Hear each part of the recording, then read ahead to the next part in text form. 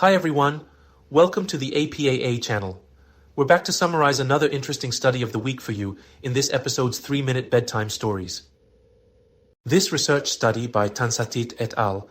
In 2022 aimed to investigate the arterial supply of the lower nose to provide a better understanding for aesthetic physicians in performing filler injection procedures in the nasal and perioral regions. The study was conducted on 40 cadavers using conventional dissections and translucent modified sealer staining. The study examined the arterial pattern of the lower nose and found that it has a complex and unique structure. The arterial supply of the lower nose was observed to form two interconnected rings, resembling a figure of 8. The upper ring, known as the nasal arterial circle, is comprised of the lateral nasal and subalar arteries, which encircle the nasal tip and eyelid. These arteries play a crucial role in supplying blood to the nasal tip and surrounding areas. Meanwhile, the lower ring, known as the arterial plexus of the upper lip, is particularly important due to the significant contribution of the facial and superior labial arteries. This lower ring's arterial network forms a barricade-like shape in the upper lip area, further emphasizing its essential role in supplying blood to the lower nose. Understanding this intricate arterial structure is critical for aesthetic physicians, especially during filler injection procedures in the nasal and perioral regions, as it helps them to navigate these intricate vascular networks safely and effectively. This specific feature of the arterial supply of the lower nose is essential for understanding the potential risk of necrosis following filler injections and for guiding appropriate injection techniques. The study identified two potential adverse mechanisms of filler injections that could result in nasal skin ischemia in young adults without previous vascular compromise.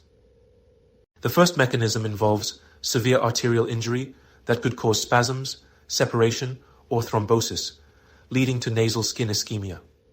In this scenario, the arterial blood flow to the nasal region is compromised, potentially resulting in tissue necrosis.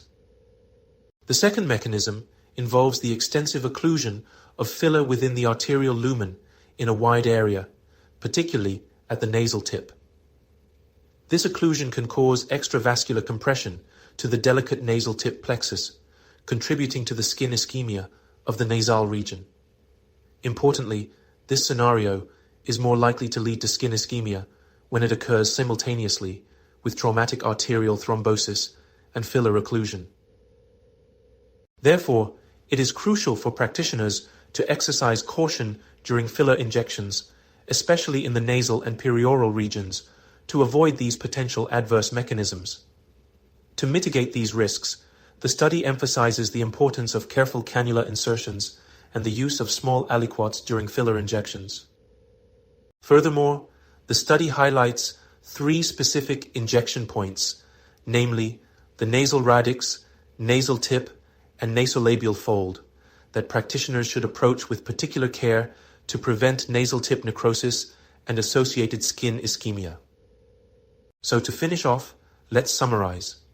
This study on lower nose arterial supply identified complex interconnected rings crucial for safe filler injections.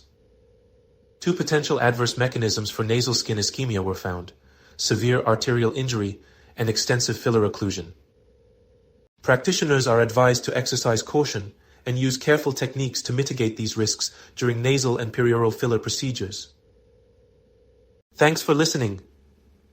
Let us know which topics you'd like us to cover in the comments.